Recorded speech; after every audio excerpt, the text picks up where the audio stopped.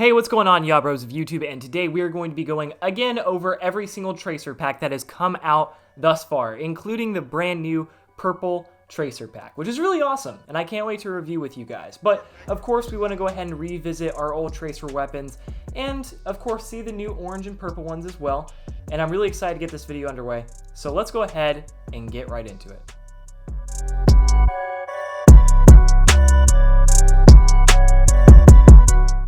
The first tracer gun we ever saw was the Cerulean Kilo 141 and the Blue Dwarf 1911 from the NIKTO bundle, which is 2,400 COD points. And yeah, it was a groundbreaking achievement, to be quite honest with you, because I remember playing Shoot House when Shoot House was on 24/7, basically all the way throughout Season 1. And yeah, this as soon as this came out, I was like, what are these blue bullets? What is going on here?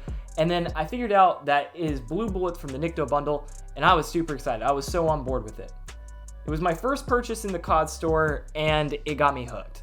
And that's why I love the Tracer series, and I will forever love the Tracer series. Now, a good thing to know with the Kilo is that it's a balanced weapon overall, even with no attachments on it. But with the Commando foregrip, the Singarn's Arm Sniper, and the Canted Hybrid, you're going to be sniping people, both the reflex and the scope on this gun. It's an absolutely amazing gun to use. It is not very mobile considering with the stipple grip tape that you can do, and kind of a couple of other combinations that are really popular out there. But it is still mobile, especially with the 1911 being a very light pistol. And overall, it's a very balanced feel. And if you haven't tried out this loadout yet, go ahead and go back, copy and paste, try it out. Now, the ISKRA M13 Red Tracer Bundle for 1,600 COD points. My opinion on the ISKRA has not changed at all. It is a powerful weapon, it is a strong weapon, and it can be useful. But the lack of recoil control and the lack of fire rate still kind of holds it back from all the other assault rifles and SMGs that are on the docket. And it's not impossible to use, and it is a very powerful weapon. If you could hit your shots, it's a great weapon. But with that recoil, it can be hard to manage. And sometimes it's just unpredictable, to be quite honest with you. There are times where I'm pretty sure my red dot sight is on my enemy, but then not a single hit marker hits. And it's just a little bit unpredictable for my taste, and I can't really feel out the ISKRA at all. So my opinion still stands on it, but it's still worth it. I think the red tracers are pretty cool. Now, the Anime Pack 2, coming in with the P90 and M4A1, once again, opinion still stands. I think the P90 in this bundle is a lot of fun to use. You're able to move, you're able to go around, not to mention the P90 rapid fire rate and damage is an absolute insane one, and people don't use the P90 that much, but I think you should, especially if you have this pink tracer bundle. Now, I can't really speak on behalf of the M4 though. The M4, though powerful, once again, hard to manage. Just because that burst is really slow in between shots. It's really hard to control, and yes, one burst will kill somebody, but it's really hard to manage that burst and to actually keep that burst on your target, which is why I don't really recommend using the breakup all that much. But the P90 Casanova, dude, I mean, it's a solid gun. It's a very solid weapon. And I definitely think it was worth it, considering that it was 1,800 COD points, the mid-range level of the COD points in this one. It was a really good one. I really liked it. Now, the Snapdragon and the Gangrene from the Green Tracer Bundle, 1,600 COD points. Oh my gosh.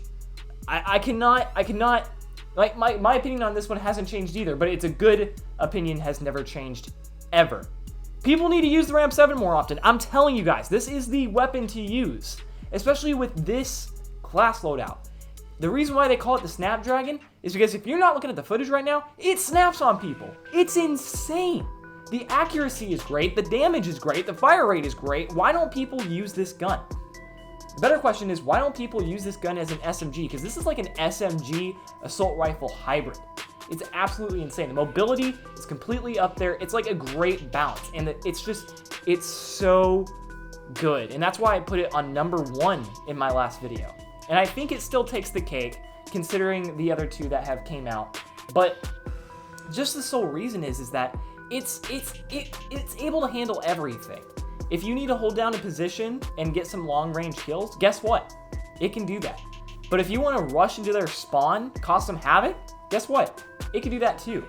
It is that good. Not to mention, I think the green tracers, I would say, are the second best looking. Now they are the second best looking. And you're about to find out why I say they're the second best looking. I definitely think that the green is awesome, but there's a reason why they're the second best. But anyway, let's go ahead and move on to the next one. We have the Insurgency FR and the Heresy Deagle from the ISKRA package. Another operator bundle, but 2,400 COD points. It's a little bit more expensive. But yes, I've just made a video on this just recently, and my opinion on it, of course, still hasn't changed because I literally made this video like 2 days ago. The burst is great. It's powerful. The FR is a very powerful gun. It is a very useful gun. But at the same time, it still has that unforgiving nature where your snapping is good, but only up close. And it's really, really tough to handle in certain situations, especially if somebody's rushing on you. It's going to be kind of hard to win that gunfight considering that you need to draw and then you need to fire a burst or two. It takes a little bit. And even though you lose some of your gunfights, it's okay. I mean, it's still a very powerful weapon. I definitely think it's more of a position holder. I definitely think that this was more of a Warzone bundle than it actually was a multiplayer bundle. I might be wrong. I don't know. But give it a shot. It's pretty good. I actually enjoyed using it just because it has a lot of power. But yeah.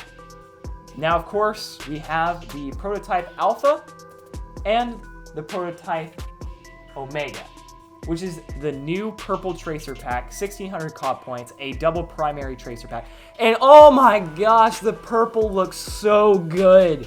It is so satisfying.